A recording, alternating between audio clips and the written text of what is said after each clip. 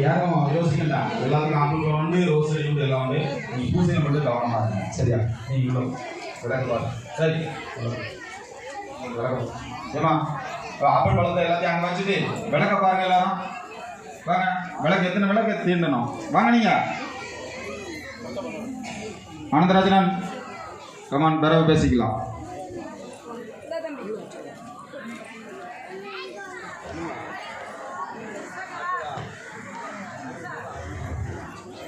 இருள் கடத்து இன்பம் அருள் எந்தாய் போற்றி போற்றி